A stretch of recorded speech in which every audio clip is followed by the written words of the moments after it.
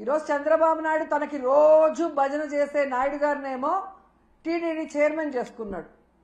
తన గత OSD Venkaiah చౌదరినేమో additional ఈఓగా పెట్టాడు.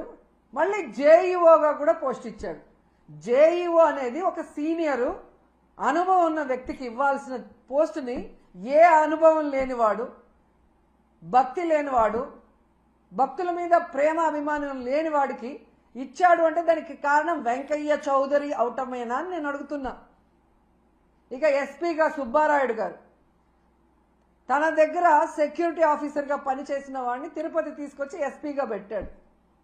ఇలా నీకు సేవ చేసే వాళ్ళని పెట్టుకొని భక్తులకి సేవ చేయాలన్న ఆలోచన వాళ్ళకి లేకుండా చేసి ఈరోజు 6 మంది చనిపోవటానికి 60 మంది గాయపడటానికి కారణమైన వాళ్ళని ఇంతవరకు కేసు పెట్టకుండా కాపాడాలన్న ప్రయత్నం చేస్తుంటే చంద్రబాబు నాయుడిని ఏమనాలో ఒకసారి మీ అందరూ కూడా ఆలోచించుకోవాలి. ఎందుకంటే దీంట్లో వీళ్ళందరితో పాటు మొదటి ముద్దాయిగా చంద్రబాబు నాయుడు గారిని పెట్టాలి. ఎందుకంటే ఒక పక్క మోడీ గారి మీటింగ్ జరుగుతుంది, దానికి ఉన్న పోలీసులంతా అటుపోయారు.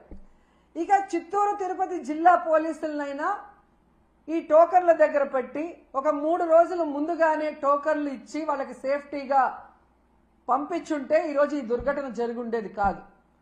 కానీ 9వ తేదీ టోకన్లు ఇస్తామని చెప్పి అది 8వ తేదీ సాయంత్రానికే ప్రీపోన్ చేసి 6, 7, 8 చంద్రబాబు నాయుడు కుప్పంలో కూర్చొని ప్రోగ్రాం చేసుకుంటూ పోలీసుల్ని అధికారుల్ని తన చుట్టూ తిప్పుకొని వాళ్ళని పని చేయకుండా చేసి 6 మందిని చంపేసి ఇప్పుడు అధికారుల తప్పిదమంటే ఇది తప్పించుకోవడం కాదా? ఇది ముమ్మాటికి చంద్రబాబు నాయుడు ఆయన ప్రభుత్వం చేసిన హత్యే.